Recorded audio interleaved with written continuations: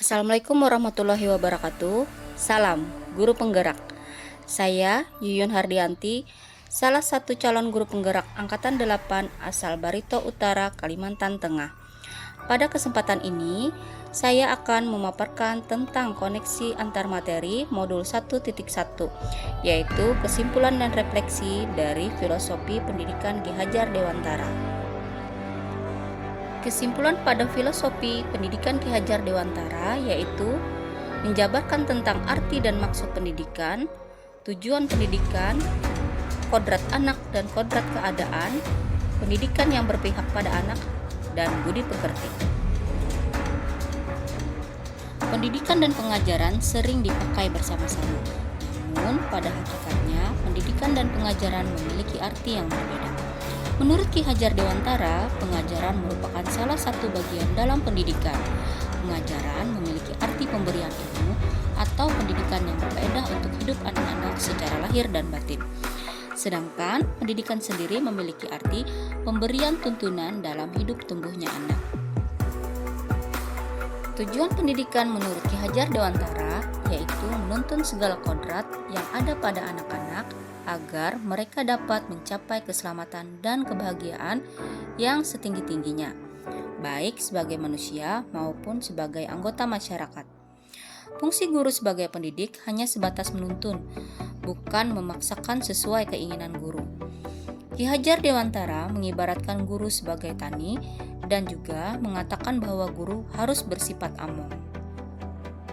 Ibarat petani, ketika ia menanam jagung, maka yang akan tumbuh adalah jagung. Tidak bisa menanam jagung, yang tumbuh adalah padi. Namun yang bisa dilakukan petani adalah menyiapkan lahan, menyirami, meletakkan di sinar matahari, memberi pupuk, dan merawatnya agar dia menjadi jagung yang subur.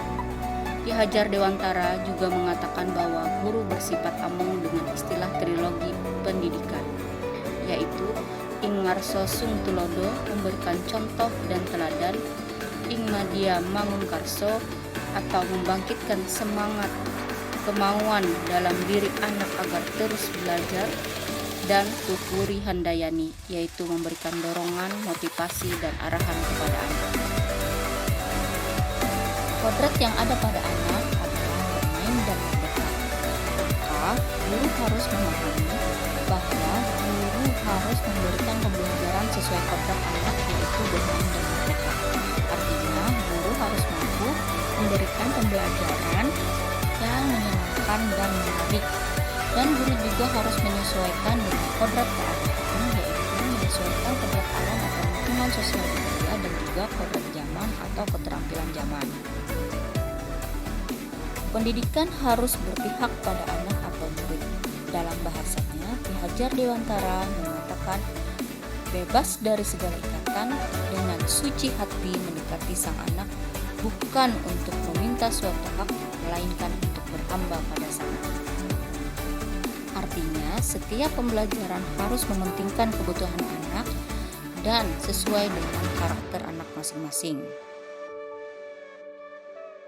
Budi pekerti atau watak atau karakter merupakan perpaduan antara gerak pikiran, perasaan, dan kemauan sehingga menimbulkan tenaga.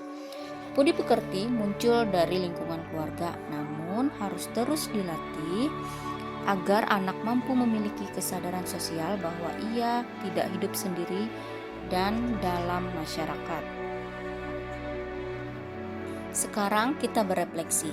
Yang pertama, apa yang saya percaya tentang murid dan pembelajaran di kelas sebelum saya mempelajari modul 1.1? Yang kedua, apa yang berubah dari pemikiran atau perilaku saya setelah mempelajari modul ini? Dan yang ketiga, apa yang bisa saya segera terapkan lebih baik agar kelas saya mencerminkan pemikiran Ki Hajar Dewantara? Sebelum mempelajari filosofi pendidikan Ki Hajar Dewantara, yang saya pahami adalah pembelajaran hanya sebatas mengejar selesainya semua materi dan tercapainya KKM. Saya beranggapan pembelajaran akan berhasil ketika anak mampu mendapatkan nilai sesuai atau melampaui KKM.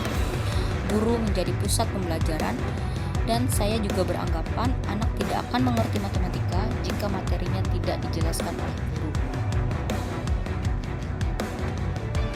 Saya pahami anak harus menguasai pembelajaran dengan memberikan banyak tugas karena saya berpikir matematika tidak hanya bisa dengan membaca, namun harus sering berlatih. Saya juga meminta anak untuk selalu mencatat dan menghafal rumus agar selalu mengingat materi yang saya berikan. Saya beranggapan karakter anak bukan poin utama dalam pembelajaran, sehingga saya tidak memahami betul karakter yang dimiliki anak. Bagi saya, setelah materi selesai, habislah tugas saya, tanpa peduli dengan apa yang dirasakan anak ketika di dalam pembelajaran. Setelah mempelajari filosofi pendidikan Ki Hajar Dewantara, saya memahami seharusnya pembelajaran dilakukan secara menyeluruh, tidak hanya mementingkan aspek kognitif atau penguasaan materi pelajaran saja, namun harus mengasah keterampilan dan melatih budi pekerti anak. Anak juga harus menjadi pusat pembelajaran yang memiliki keunikan dan keistimewaan masing-masing. Maka pembelajaran seharusnya tidak sebatas mencatat, menghafal, dan memberikan tugas saja, tetapi juga memberikan pengalaman yang berharga berupa eksplorasi potensi anak. Sedangkan guru sebagai pamong, yaitu mengayomi, memberikan contoh teladan, membangkitkan semangat, dan memberikan dukungan motivasi kepada anak. Saya juga memahami bahwa tugas guru hanya sebatas menuntun, bukan menuntut. Guru menuntun segala kekuatan kodrat yang dimilikinya, bukan menuntut anak untuk hafal rumus dan materi pelajaran.